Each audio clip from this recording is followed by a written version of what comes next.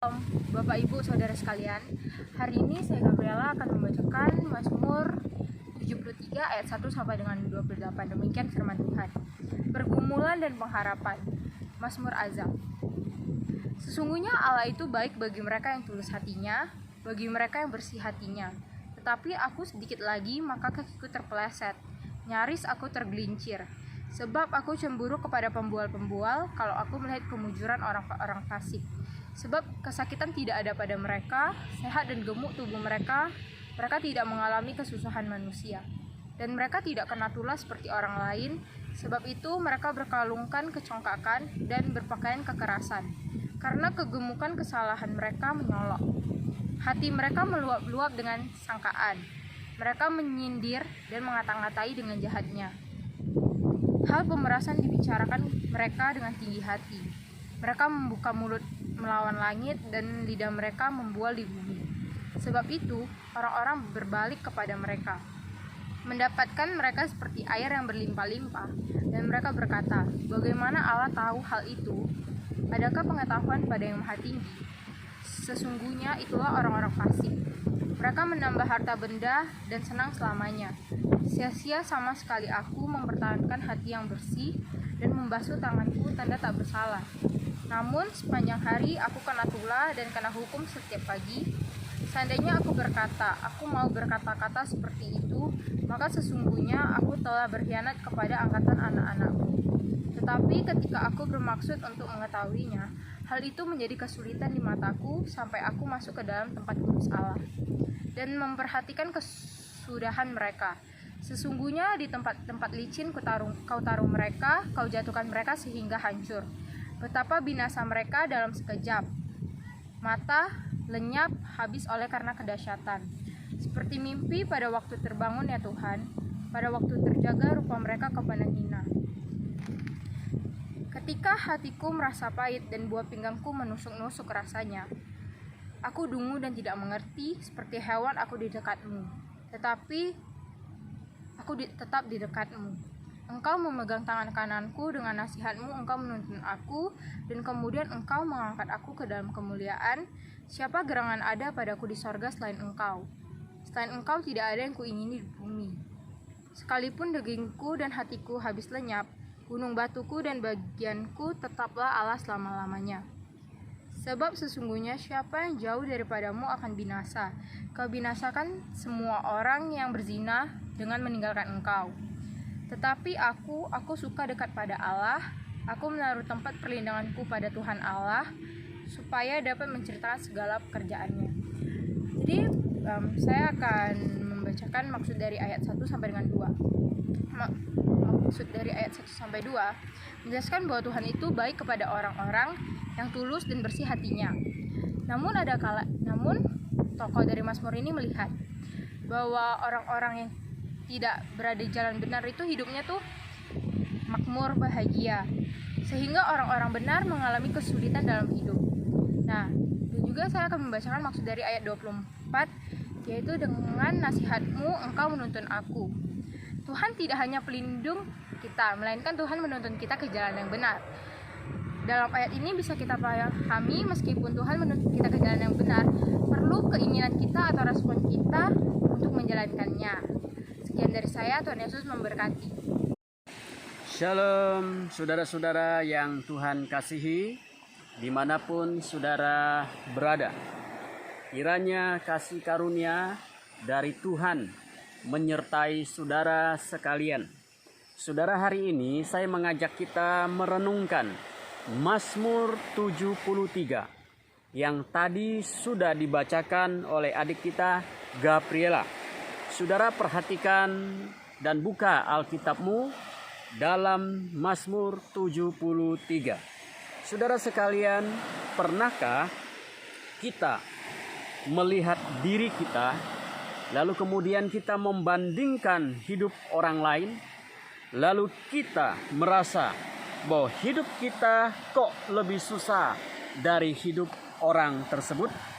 Padahal kita sudah hidup baik, tidak melakukan hal-hal yang jahat, tetapi mengapa hidup kita tidak lebih baik dari orang lain yang kita anggap hidupnya lebih kacau daripada kita lihat mereka itu berbuat jahat, tetapi hidup mereka bahagia, bahkan gemuk-gemuk lagi badan mereka sebagai tanda makmur.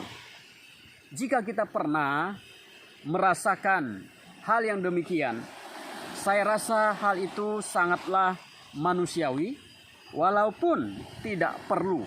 Karena semakin kita membandingkan hidup kita dengan orang lain, maka hasilnya adalah kekecewaan dan sakit hati.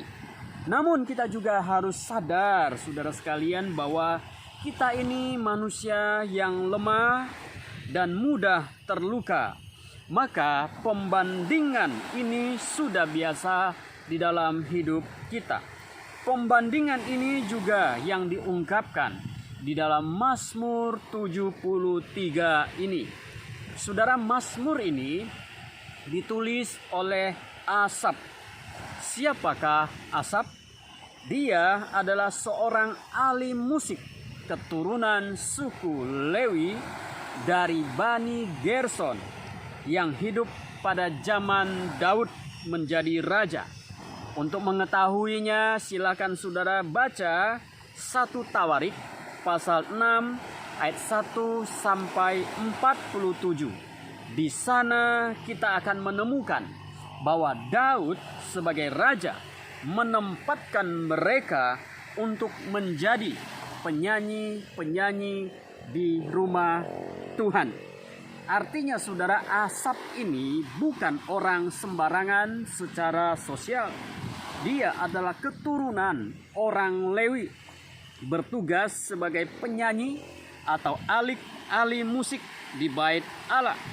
Namun dalam pikirannya sempat muncul keraguan akan Tuhan.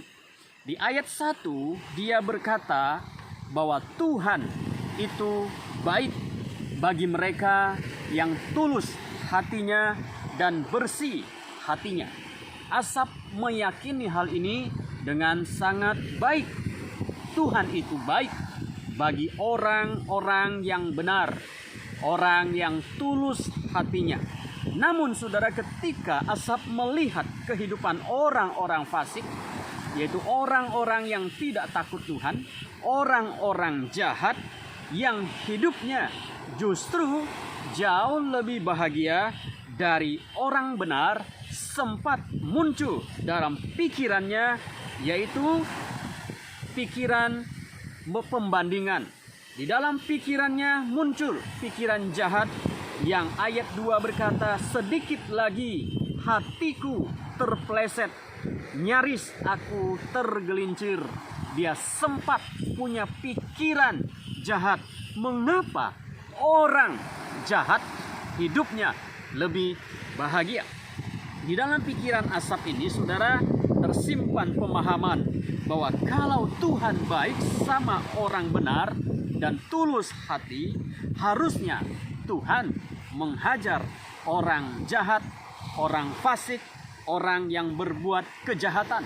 Tetapi nyatanya Asaf melihat, kok orang jahat lebih makmur hidupnya daripada orang benar. Ini tentu tidak fair.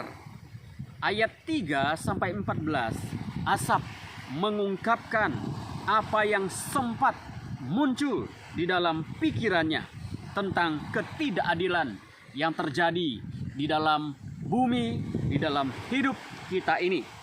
Pertama, di ayat 3 dia berkata, orang fasik mujur nasibnya. Ayat 4 dan 5, orang fasik tidak mengalami kesakitan, malah tubuh mereka sehat dan gemuk-gemuk. Lalu kemudian ayat 6 sampai 12, orang fasik itu sombong, berbuat kekerasan, mulut mereka jahat, suka membual, menyindir, bahkan menganggap remeh Tuhan. Semakin hari mereka ini semakin kaya. Melihat keberuntungan orang-orang jahat ini, Asaf berpikir, kalau begitu, buat apa saya hidup dengan benar, melakukan yang benar, tetapi hidupku susah dan banyak musibah. Sebagaimana yang diungkapkan di dalam ayat 13 sampai 14. Saudara, tetapi kita bersyukur bahwa Asap tidak berhenti di ayat yang ke-14. Dia mencurahkan isi hatinya, dia mencurahkan pikirannya, dan tidak berhenti di ayat ke-14. Jikalau dia berhenti di ayat ke-14, maka kita akan menjadi sulit, menjadi pesimis dengan hidup kita. Tetapi di ayat ke-15 sampai 28 itu ada jawaban. Dan jawaban itu sangat menghibur kita. Dan saya melihat bahwa ayat 15 sampai 28 adalah inti daripada Mazmur 73 ini. Jika Mazmur ini berhenti di ayat 14, maka kita akan memilih hidup sesuka hati kita. Dan sangat celakalah hidup kita. Tetapi ternyata Mazmur ini tidak berakhir di ayat 14. Asap memang bergumul dengan fakta kehidupan yang terjadi di sekitar kita. Ada aroma ketidakadilan di dalam hidup kita. Orang benar hidupnya susah, sementara orang jahat hidupnya bahagia. Kira-kira seperti itu pemikiran dan pergumulan Asap. Namun saudara, Asap tidak berhenti sampai di situ. Dia mengakui bahwa dia memang memikirkan dan bergumul dengan fakta yang terjadi tersebut. Tetapi dia mendapatkan jawaban Tuhan ketika dia mendekatkan dirinya pada Tuhan. Perhatikan ayat 17. Sampai aku masuk ke dalam tempat kudus Allah dan memperhatikan kesudahan mereka. Asap bergumul dengan kejadian yang tampaknya tidak adil dalam hidup ini. Orang benar menderita, orang jahat bahagia. Dan ketika ia masuk ke dalam tempat kudus Allah, dia mendapatkan jawaban dari Tuhan. Dalam bahasa Indonesia sehari-hari menerjemahkan ayat ini demikian. Akhirnya aku masuk ke rumah Tuhan, lalu mengertilah aku kesudahan orang jahat. Saya ulangi lagi.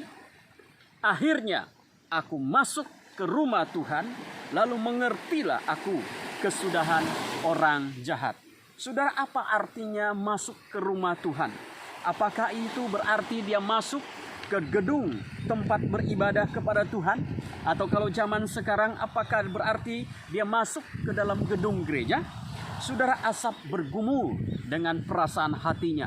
Orang benar menderita, orang jahat bahagia. Dia masuk ke rumah Tuhan, dia mendapatkan pencerahan dari Tuhan. Saudara sekalian, zaman sekarang banyak orang rajin masuk ke gedung gereja, tapi hidupnya tidak berubah.